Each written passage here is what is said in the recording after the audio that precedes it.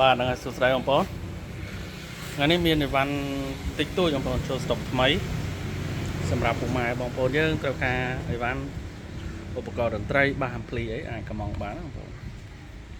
ថ្ងៃនេះមានអាចបាបងប្អូនអាចបា5ទឹកអានេះ1500វ៉ាត់បងប្អូន1500វ៉ាត់ដល់2500វ៉ាត់អីវ៉ាន់នេះអីវ៉ាន់ថ្មីដែរណាបងប្អូនអីវ៉ាន់ថ្មីប៉ុន្តែអីវ៉ាន់នេះខ្ញុំធ្លាប់ចាប់ចូលធុងបងប្អូនrồiហើយទៅក៏លក់ធុងអញ្ចឹងវាមានស្នាមធុងតិចតិចបងប្អូន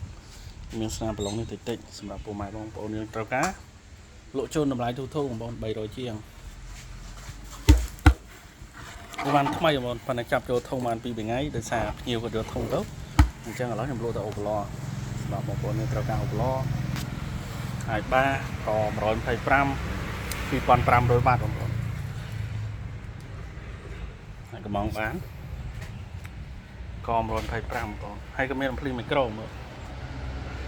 រយ៉ាល់បងប្អូន1500វ៉ាត់បងប្អូន1500វ៉ាត់ស៊ីនបងលក់តម្លៃធូរទេបងប្អូនលក់ត្រឹមតែ300ទេ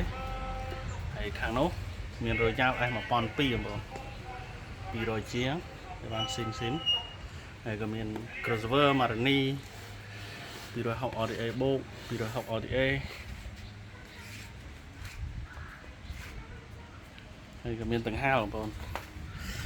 ដង្ហើ12វ៉ុលសម្រាប់បងប្អូនយើងត្រូវការដង្ហើ DC បងប្អូនយកទៅដាក់ភ្លីបាសសាប្លានអីលក់ជូនតម្លៃធូរបងប្អូនមកក្រោម1រៀលកន្លះ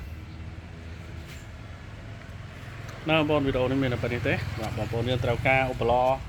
អាចបាឬត្រូវការអំភ្លីអីអាចតំណកំងបានបងប្អូនសូមអរគុណ